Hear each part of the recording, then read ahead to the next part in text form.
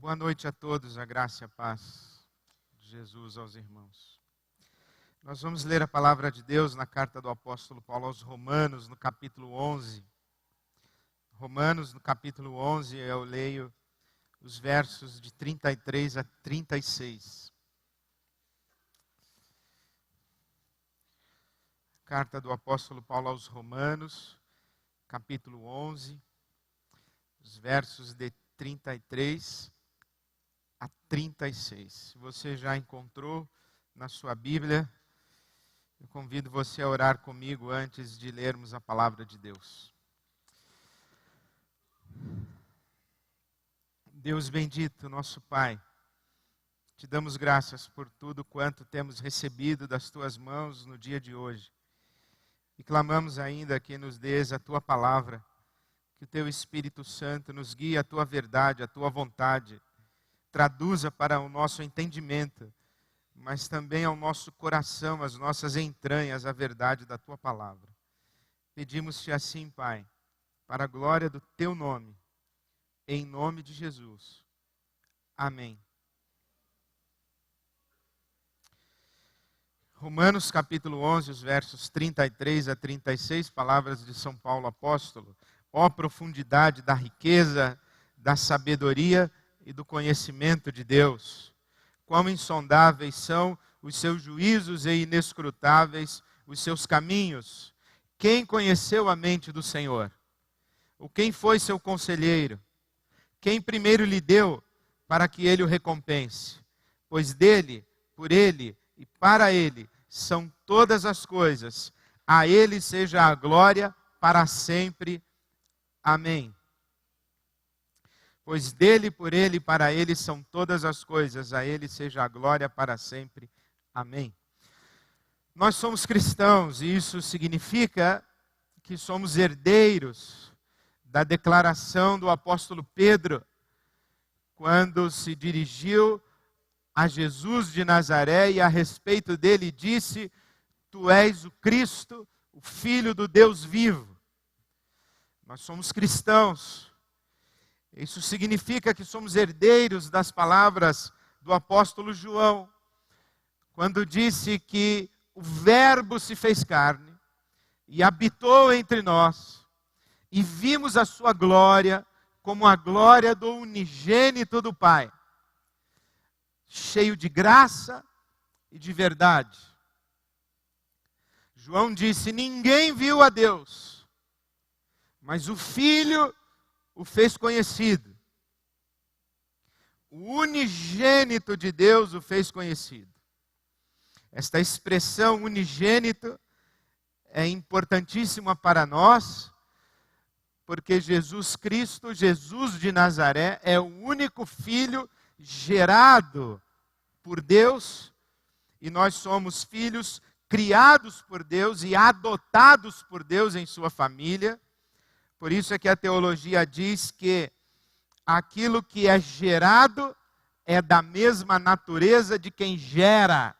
Aquilo que é criado não é da mesma natureza de quem cria.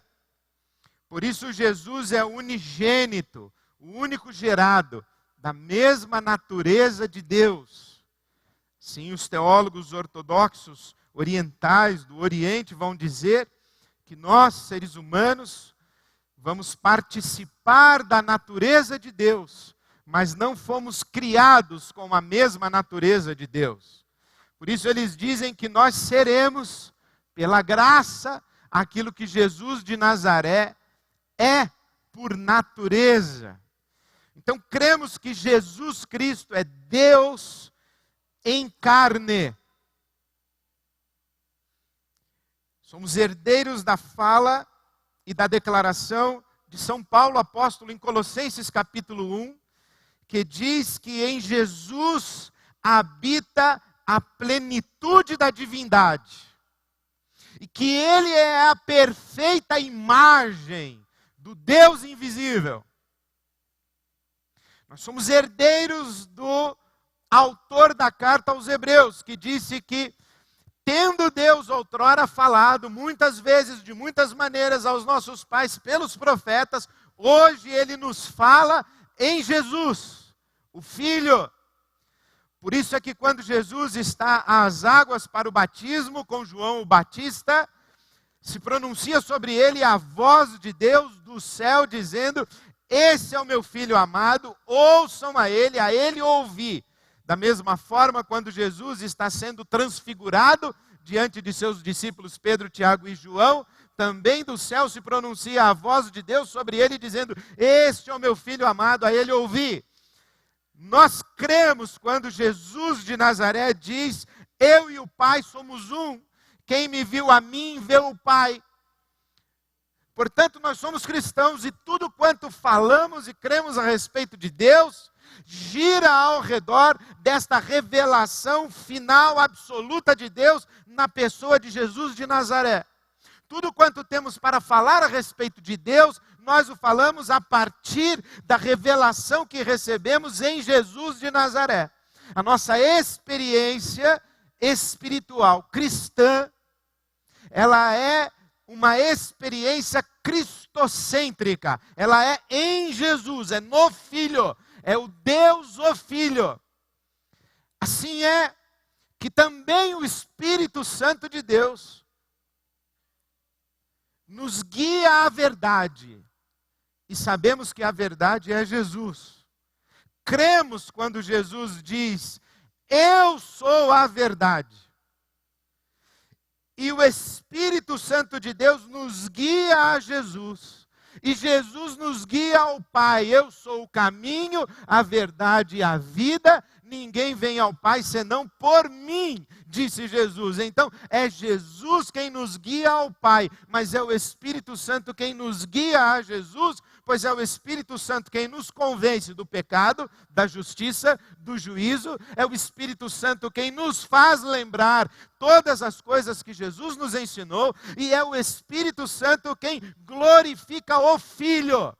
Por isso a teologia vai dizer que o Espírito Santo é como uma luz que está às nossas costas e ilumina a face de Jesus de Nazaré, diante de quem estamos, para que a face de Jesus de Nazaré, iluminada pelo Espírito Santo, resplandeça a glória de Deus e nós possamos dizer a respeito de Jesus: tu és o Filho de Deus, o unigênito Filho de Deus. E com esta declaração, então, nós caímos de joelhos diante de Jesus. A nossa experiência espiritual é em Jesus, é com Jesus, é por Jesus. Nós somos cristãos. Tudo quanto podemos falar a respeito de Deus, nós falamos a partir da revelação que nos foi feita de Jesus Cristo, o Deus Filho. Mas por ser perfeitamente homem, Jesus é a revelação exata do Pai, mas não pode ser a revelação completa do Pai. Tudo quanto Jesus nos revela a respeito do Pai é verdade. Mas Jesus não nos revela toda a verdade a respeito do Pai.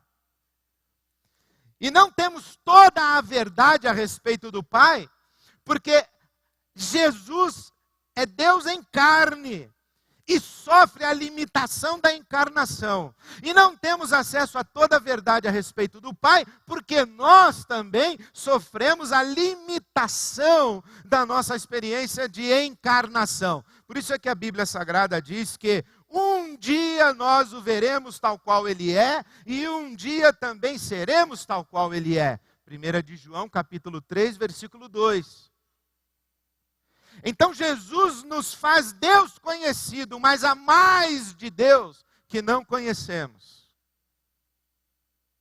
E é para este mais de Deus que não conhecemos, e é para essa dimensão do divino que não conhecemos, que o apóstolo Paulo vai chamar a nossa atenção aqui nesse trecho que acabamos de ler. Ó profundidade da riqueza, da sabedoria e do conhecimento de Deus, quão insondáveis são os seus juízos, inescrutáveis os seus caminhos. Quem conheceu a mente do Senhor, ou quem foi seu conselheiro? quem primeiro lhe deu para que ele o recompense, pois dele, por ele, para ele são todas as coisas, glória, pois a ele para sempre, eternamente. Amém. É sobre essa dimensão do divino e de Deus que o apóstolo Paulo nos chama a atenção, como se ele levantasse os nossos olhos para falar de Deus o Pai, como se nós estivéssemos contemplando o Filho, iluminados pelo Espírito, e o apóstolo Paulo, em ato de adoração, levantasse os nossos olhos e dissesse a nós: contemplem o Pai, olhe para o Pai, adore o Pai.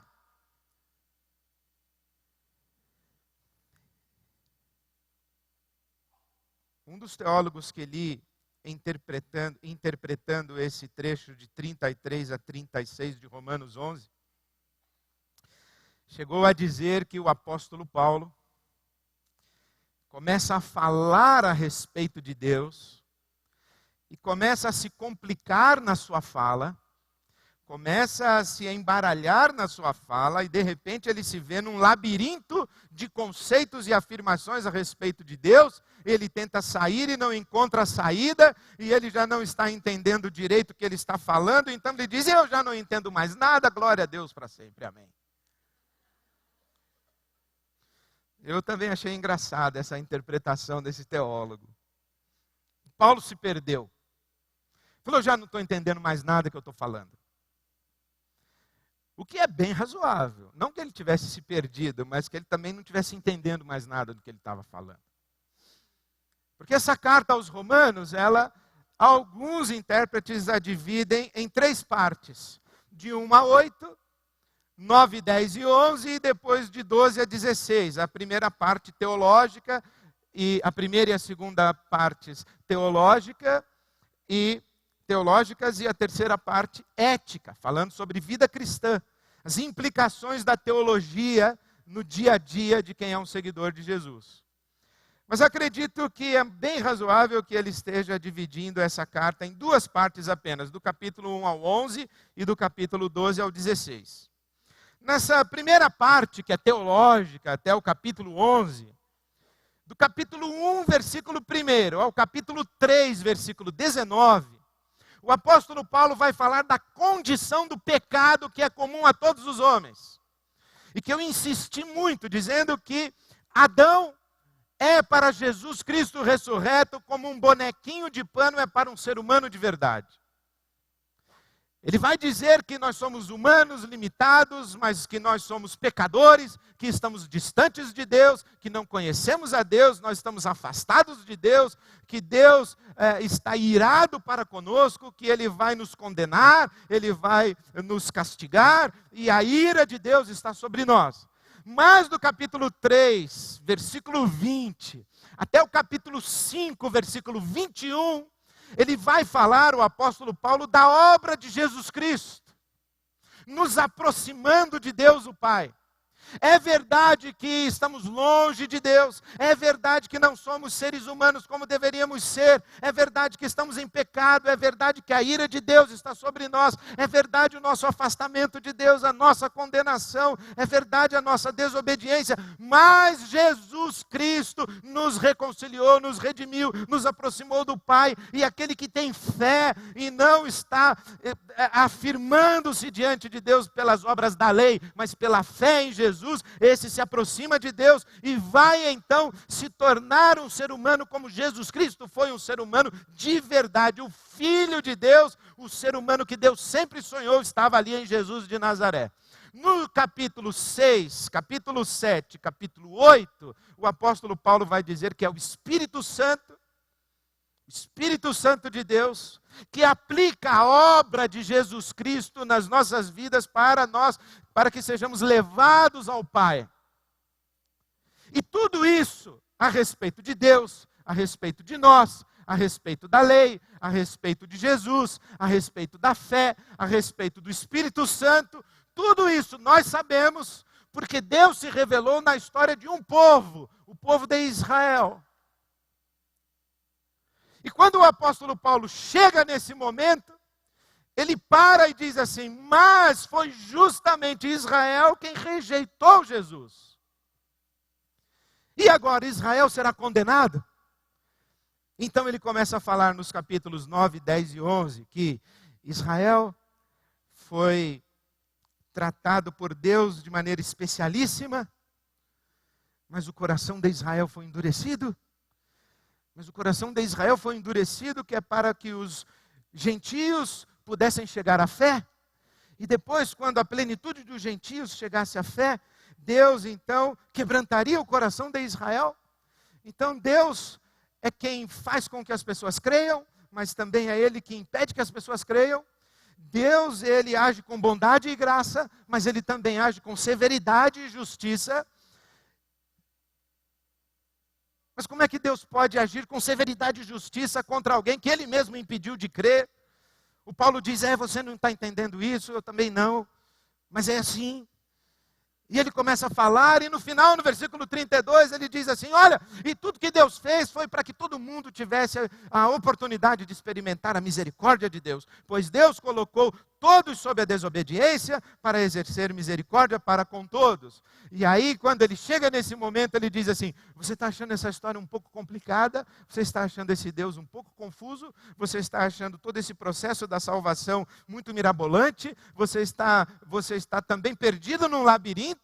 Mas eu quero dizer para você, é isso aí mesmo.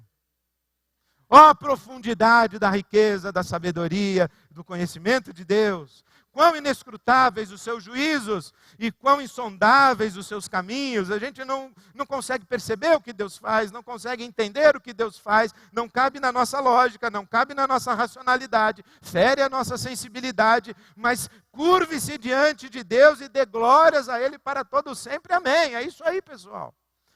O que o apóstolo Paulo faz é fazer um grande discurso teológico e colocar todo mundo de joelhos no final, dizendo: caia de joelhos, senão você vai se perder absoluta e completamente. Caia de joelhos.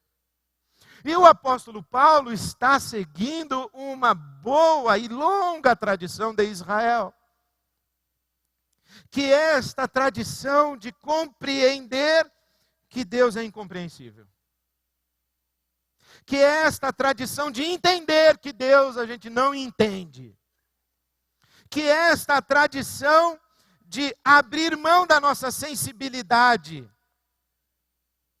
para nos entregarmos em confiança ao amor e à justiça de Deus. Essa longa tradição começa muito provavelmente com Moisés. Quando Moisés está andando pelo deserto, e aí então Deus se revela a ele, e ele pergunta a Deus: qual é o teu nome? E Deus diz: eu sou o que sou. E a expressão de Êxodo capítulo 3, versículo 14, eu sou o que sou, que vai ser traduzida pela palavra Senhor,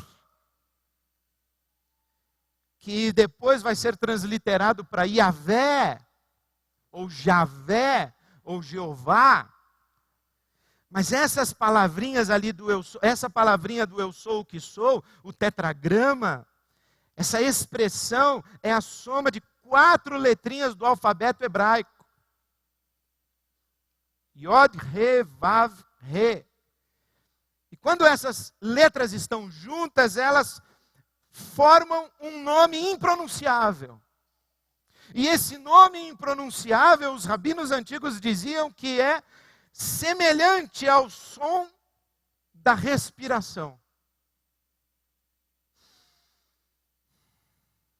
Se você puder acreditar nisso, eu acho extraordinária essa interpretação.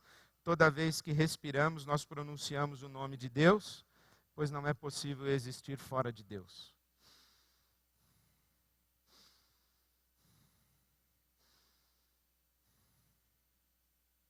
Qual é o teu nome? O meu nome é impronunciável. Porque não é possível me definir em um nome. Não é possível me conter em uma identidade particular. Não é possível me decodificar. Não é possível me dominar para me conhecer completamente. Não é possível saber tudo a meu respeito. Sequer é possível pronunciar o meu nome. Eu sou o que sou. E é por isso que Deus vai dizer no Decálogo a Israel: não faça imagem de Deus, não faça imagem. O que quer dizer isso? Não quer dizer não faça o Santo Expedito, nem a Senhora Aparecida, não é disso que está falando ali. O que está falando ali no Decálogo é o seguinte: não tente reduzir a algo que caiba na sua cabeça e que tem o tamanho da sua razão. Não faça uma imagem, não tente conter o eu sou, o Deus Criador de todas as coisas, aquele que é. Não tente contê-lo em algo identificado. Não tente compará-lo a nada, porque não há nada no mundo, no universo criado, com o que se possa comparar Deus. A maioria de nós acha que Deus é um homem superlativo. É um homem elevado à perfeição. Mas isso não é Deus, isso é um homem perfeito. Não é Deus. Não há nada com que se possa comparar Deus. E não há como penetrar a mente de Deus. Não há como julgar os seus critérios, porque nós não somos capazes disso. Por isso que o profeta Isaías vai dizer o seguinte no capítulo 55 da sua profecia. Ele vai dizer: olhe, os meus pensamentos, palavras de Deus, não são como os seus pensamentos, porque assim como a terra está longe do céu, o céu está longe da terra, também os meus pensamentos estão longe dos seus pensamentos, e os meus caminhos estão distantes dos seus caminhos.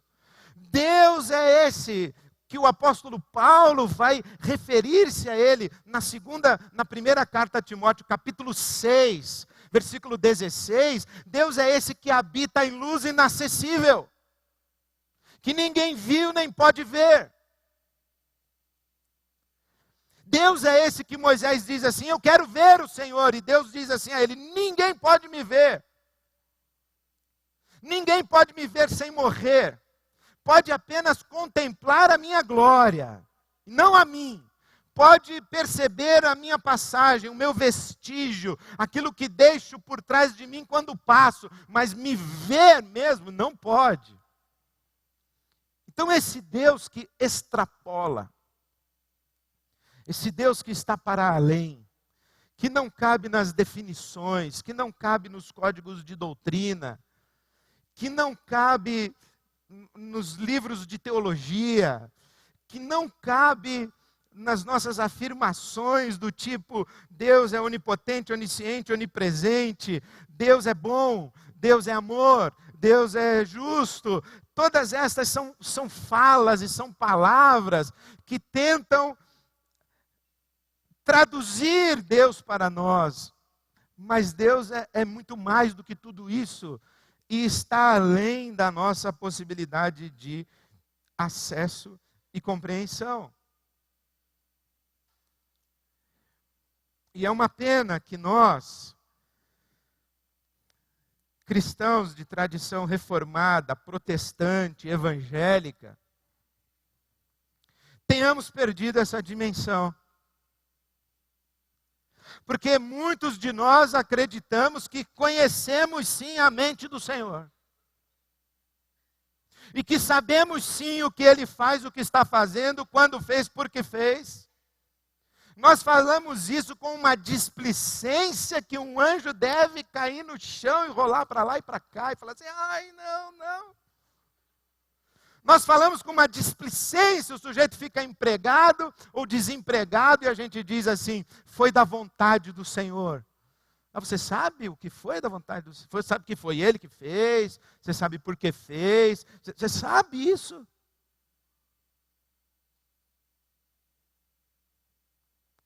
Nós achamos que sabemos. Quem foi seu conselheiro? O Paulo não conhecia a gente. Os evangélicos. Nós vivemos dando conselho para Deus. Quem foi seu conselheiro? Jairo, o chefe da sinagoga. Nós somos filhos de Jairo. Jairo vai para Jesus e diz assim: Jesus, minha filha está enferma, você vá lá na minha casa, impõe as mãos sobre ela, cure-a. Como se Jesus fosse dizer ao Jairo, sim, senhor. Nós sabemos o que Jesus tem que fazer, como tem que fazer, onde tem que fazer, quando tem que fazer. Quem foi conselheiro de Deus? Nós todos aqui nas nossas orações. Pai, faz isso, faz aquilo, faz aquilo. É como se Deus, inclusive, se debruçasse em resposta às nossas orações e dissesse, meu filho, quero te agradecer, eu estava aqui perdido, sem saber o que fazer. Não fosse a sua oração, eu estava já sem ação. Que bom que você orou. Aliás, faz tempo que você não orava, estava carente da sua sabedoria.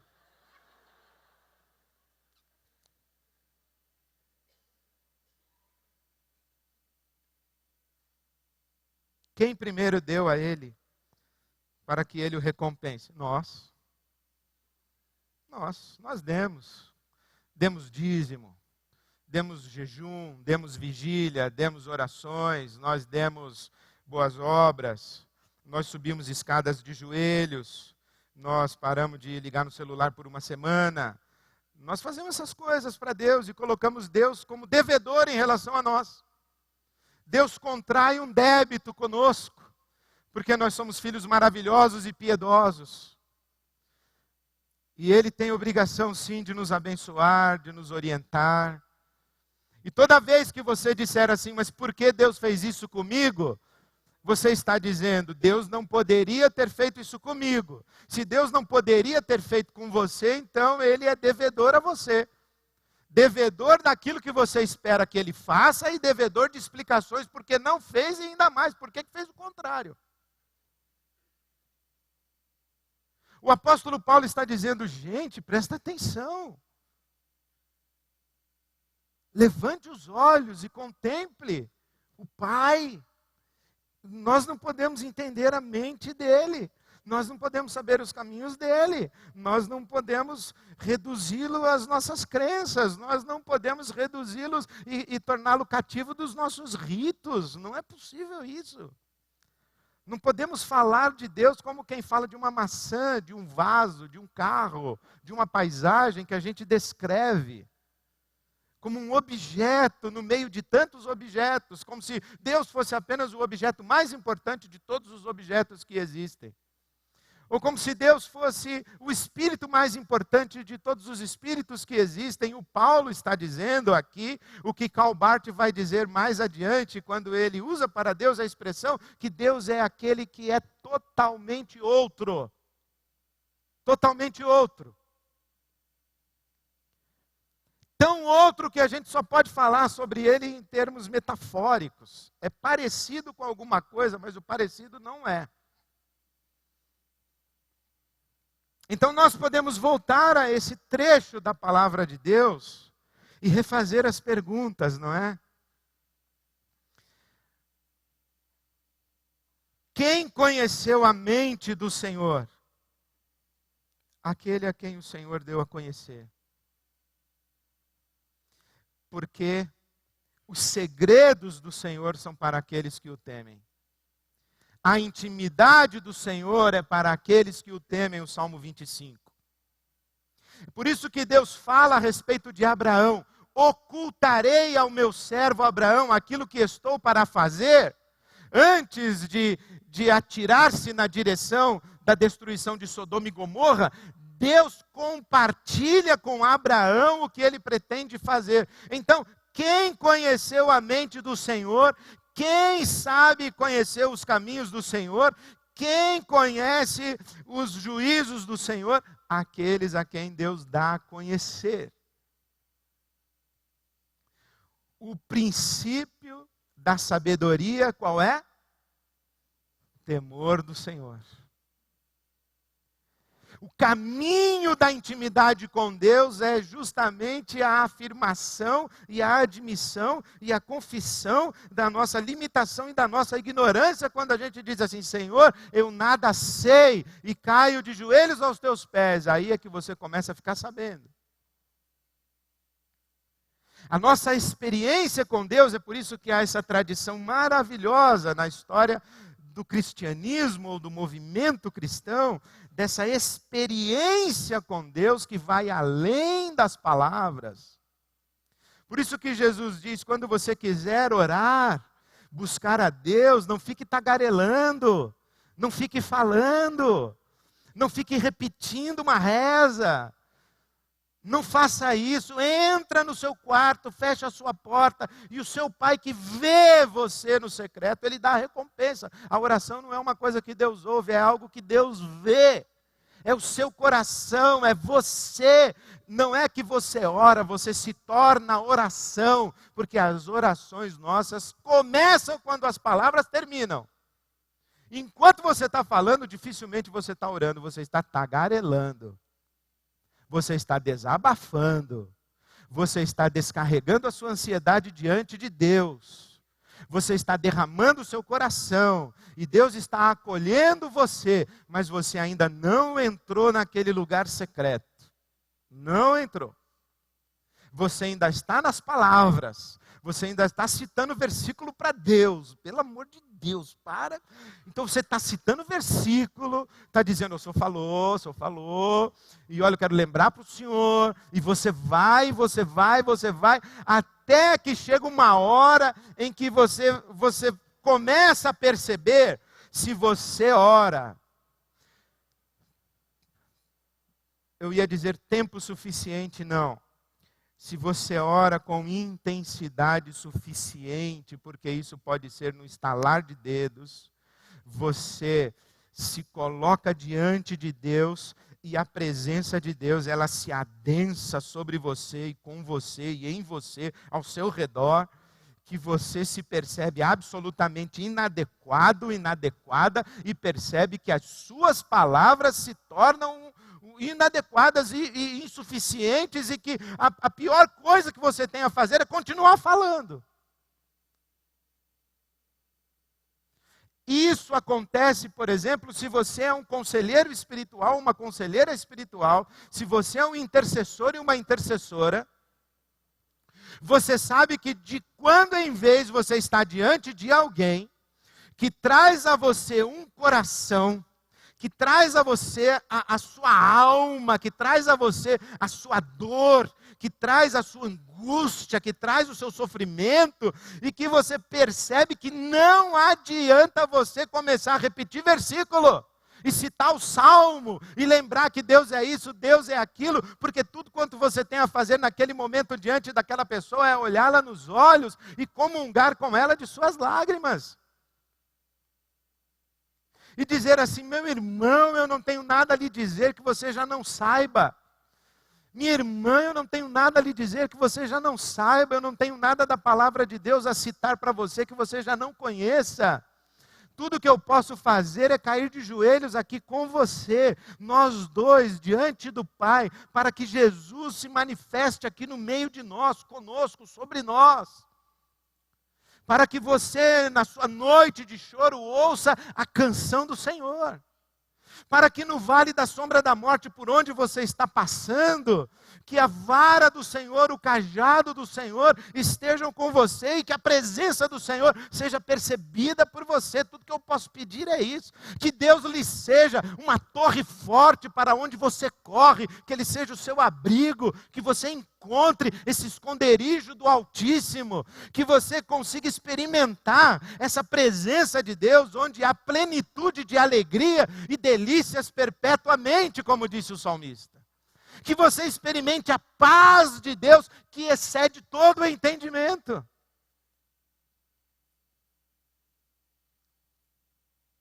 É esse encontro com Deus que o apóstolo Paulo está oferecendo a nós e nos exortando a buscar. Quem primeiro deu a ele para que ele o recompense? Ninguém. Porque dele, por ele, para ele são todas as coisas. Glória, pois, a ele eternamente. Amém. O que o Paulo está dizendo é citando a oração de Davi, no primeiro livro das Crônicas, o capítulo 29.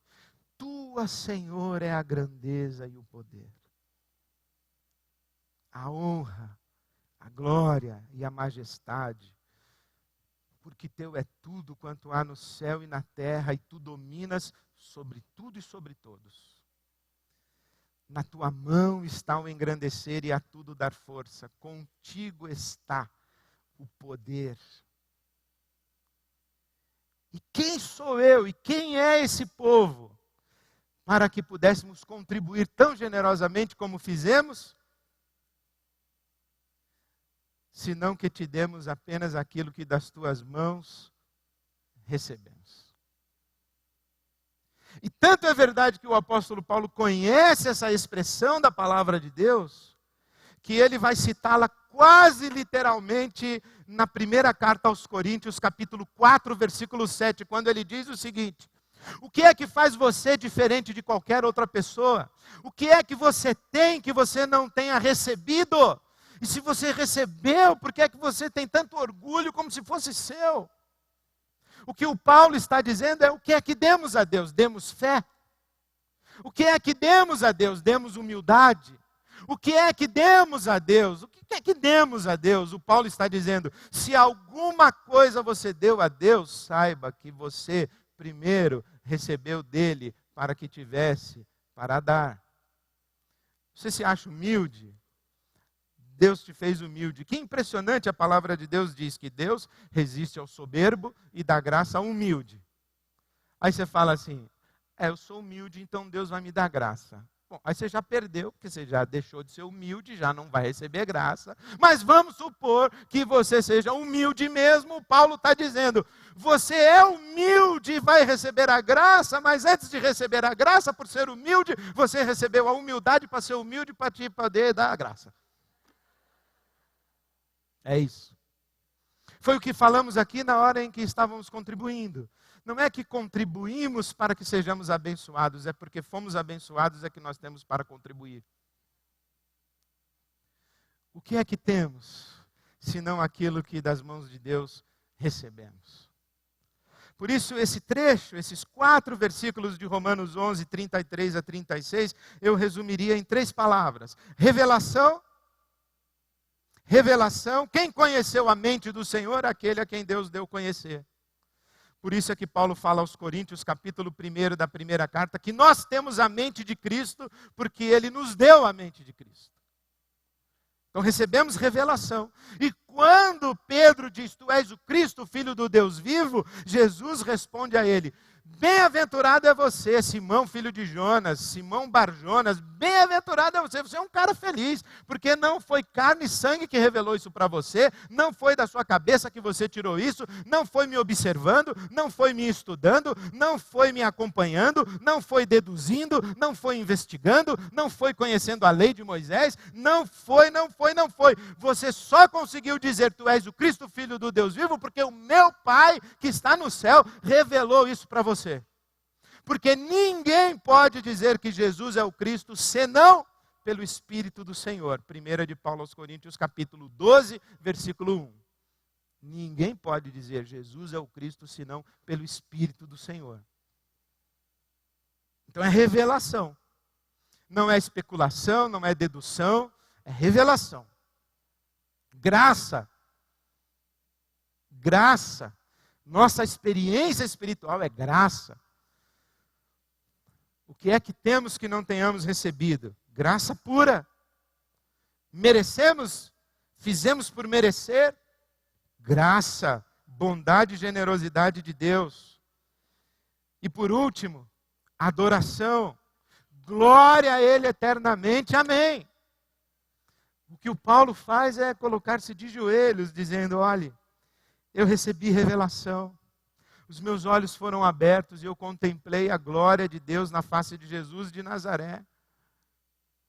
Eu não sei explicar por que aconteceu comigo e não aconteceu com outros, eu só sei que é graça.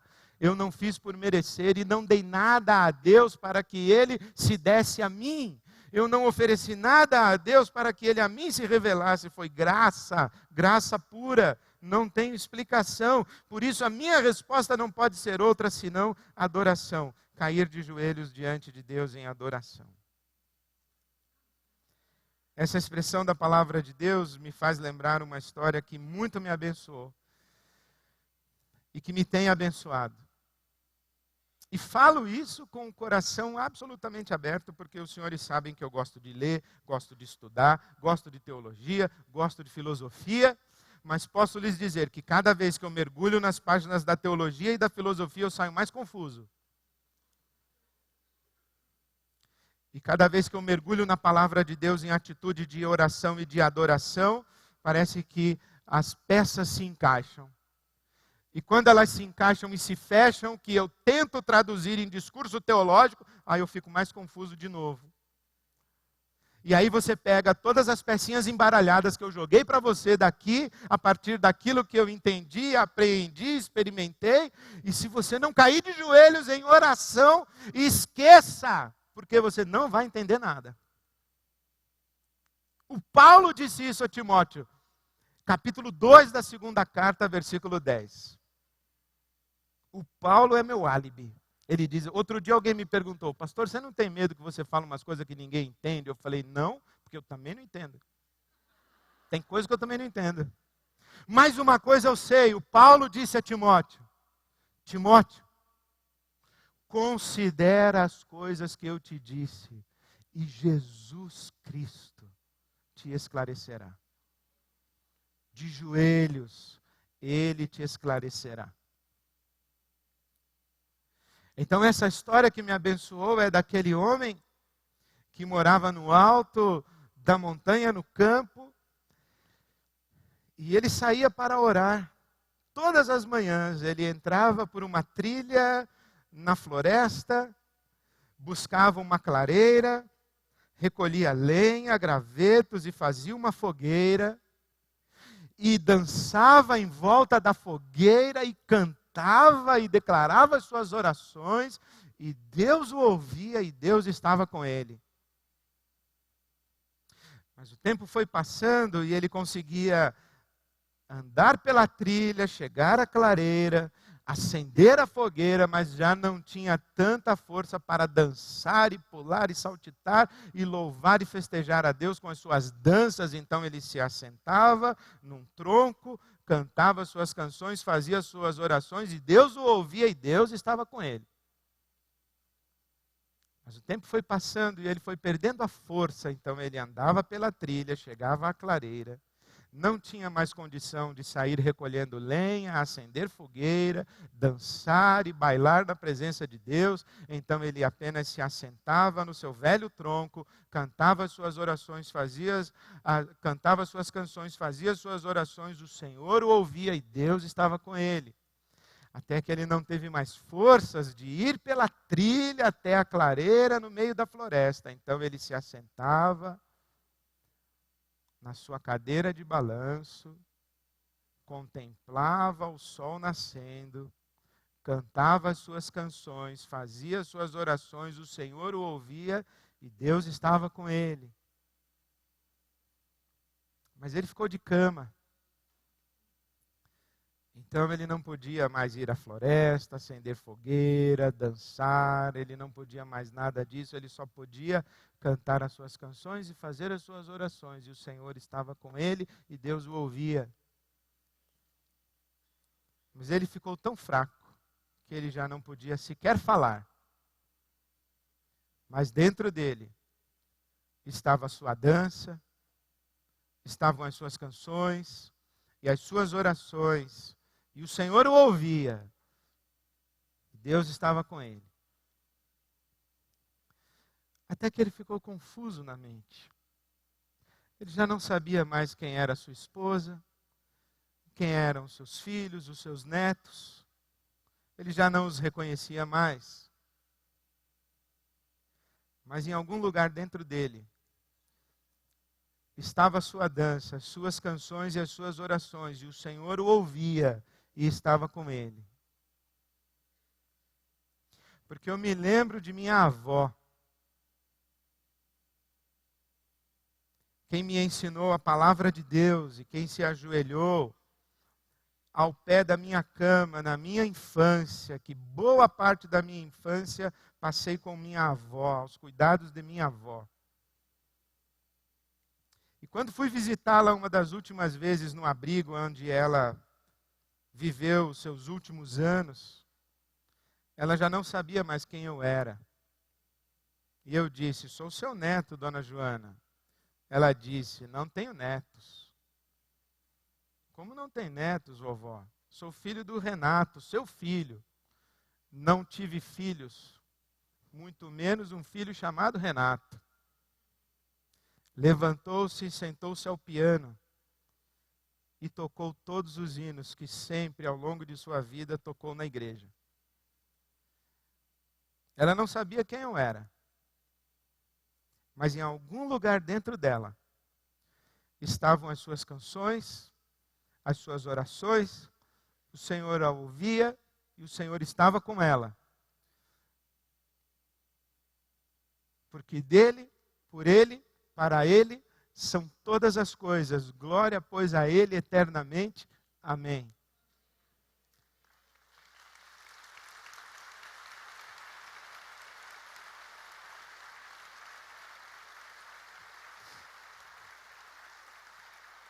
Amém.